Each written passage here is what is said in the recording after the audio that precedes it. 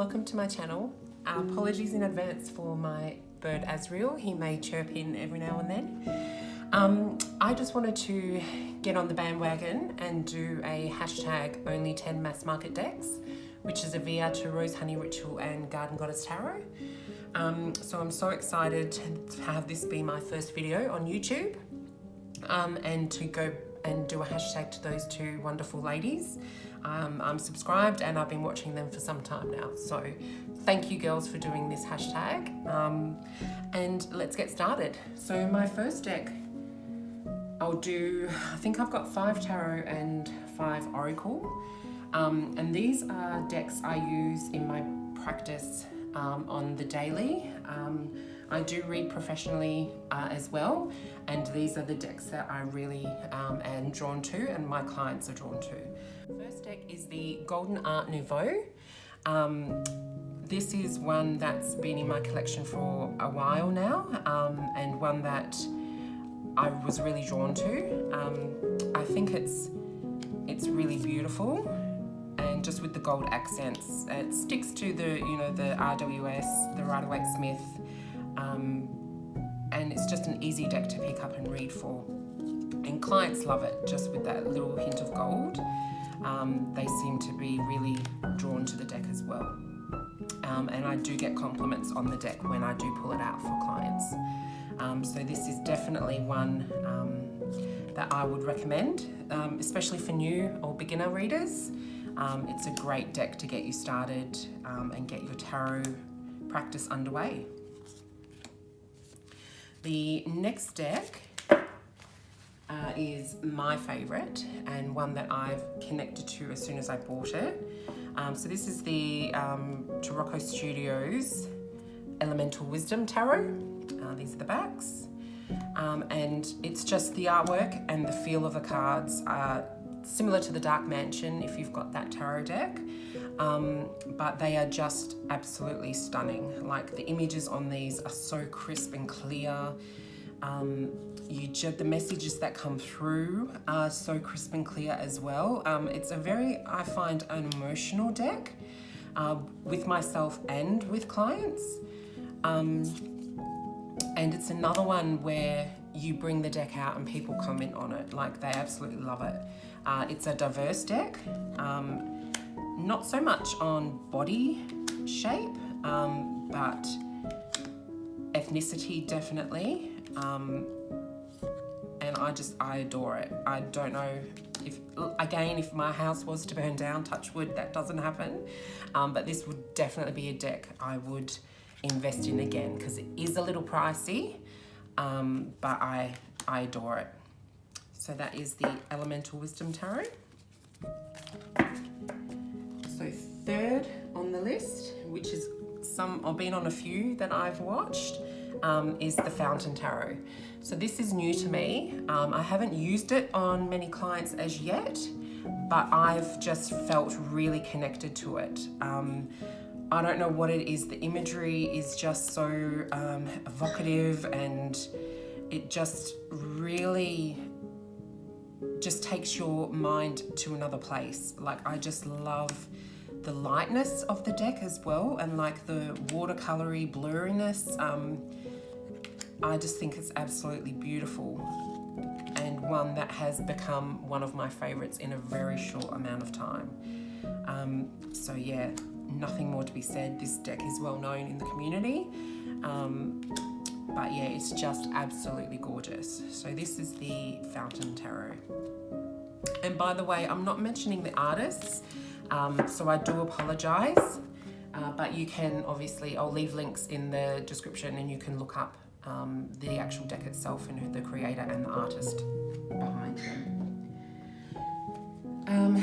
Another one that I adore and is a definite staple in my collection, and one that, again, if I lost, I would repurchase straight away, is the RWS Borderless Centennial Edition.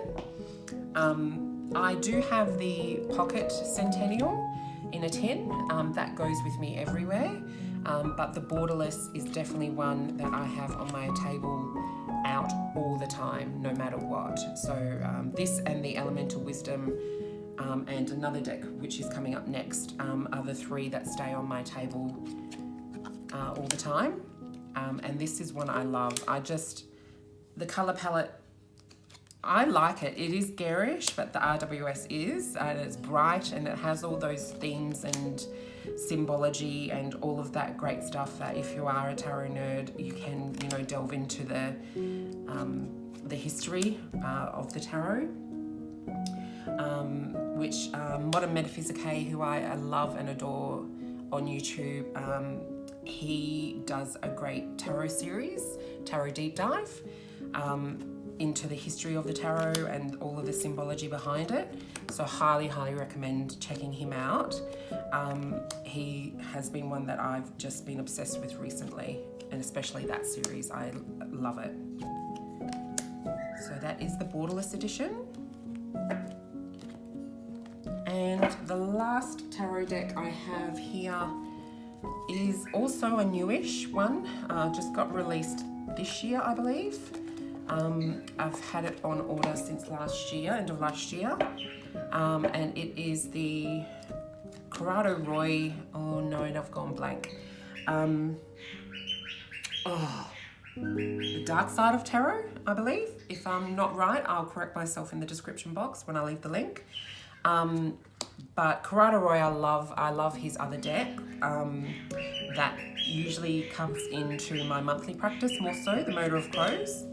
But this has become a everyday reader for me. It's just, I love his artwork. I love the black and white theme. If you're into the shadow work and, you know, the darker sides of things, this deck is one to get your teeth into. I think it's just absolutely beautiful. Again, I'm probably saying that so many times, but I love my tarot decks, and to me they are all stunning and all beautiful. But yeah, so his artwork is, yeah, it's great, and it's so moody, and you just really get into the feels with this one, and it hits hard. It does hit hard, and I edged it black and red, but yeah, it's a stunning deck. So that is the Dark Side of Tarot. And now onto Oracle. So when I do my readings, I always start or pull a Ancestor Spirit Oracle card.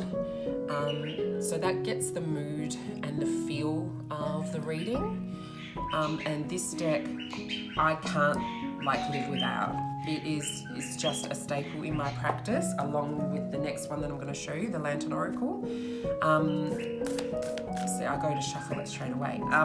But yeah, it's just one that connects with people on a deeper level, has some indigenous, like I'm from Australia, and I do identify as, I have historical Aboriginal ancestors, and this is just so happy that it has that in the deck as well, and that was funny that was the first card.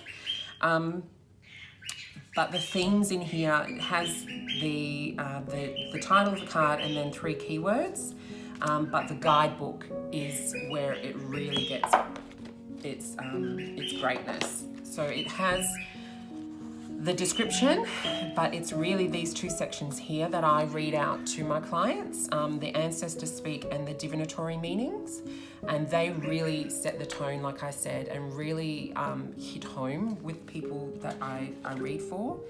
And it just sets the tone for the reading as well, and also something to delve back on as you're going through the reading. It's to tie back into the themes of the reading. But yeah, it's definitely one I cannot live without. And on that same vein is the Lantern Oracle, and this is more of the darker side of things. So this is more, for me, the light, and this is the dark. So when I'm doing more in-depth, I hate saying shadow readings, but it's that other side of ourselves that we tend to not look at. This deck is so great. And again, the guidebook is like what you're paying for. Like, this is so great. I love the write-ups in here, and specifically the Guardian's message at the very end. It really sums everything up and really is such a great takeaway for yourself and for your clients if you read for people. And the imagery is gorgeous. Again, so crisp, so colourful and moody, and it's just stunning. Another one, I don't know what I'd do if I lost it in my practice. I use it constantly. Well, for every reading, you will either see this or the Ancestor Spirit Oracle card will come through. So yeah, that is the Lantern Oracle. And then next is another one that I use as a kind of takeaway to my practice. So as a summing up, I guess, of the readings or of my readings is the Aboriginal Dreaming Totems by Mel Brown. It's not an affirmation deck as such, but it just really, it's so weird how like serendipitous things can be. So you have a reading and then I pull this card at the end, and it nearly 99% of the time coincides with what the reading was about. So they're just a small couple of sentences or a paragraph with a keyword at the in bold at the top, and they just are so powerful. Like, I use it as an ending to my readings, and along with a lot of these little decks, I love them. But this is definitely my favourite and one I tend to turn to all the time with. And again, the backs are stunning with Aboriginal artwork. But yeah, so that is the Aboriginal Dreaming Totems. As a little summer up of my readings. Love that deck and love the magnetic box on that too. Next is the Urban Crow. I've got the expansion pack in this along with the mass market. So these are the expansion packs and this is the mass market backing. But these again, one, I love MJ Cullinane's artwork, and crows is one of my spirit animals, so I feel connected to this deck. And every time I use it, you just get so much insight. You just get so much more depth. I use it as a clarifier to my tarot. And I also just use it as an oracle, like a daily oracle pull or weekly oracle pull is usually what I do. I do a Oracle Wednesday, and I have used this deck before. But it's just so great to expand on your reading, or to get things flowing when you're getting stuck on a certain topic, or something could be a little bit too hard and you need something to soften the delivery of the reading. I find that pulling an oracle just helps you flow. But yeah, this one I definitely had to get the expansion pack as well, just because I love it so much. But yeah, that is the Urban Crow Oracle.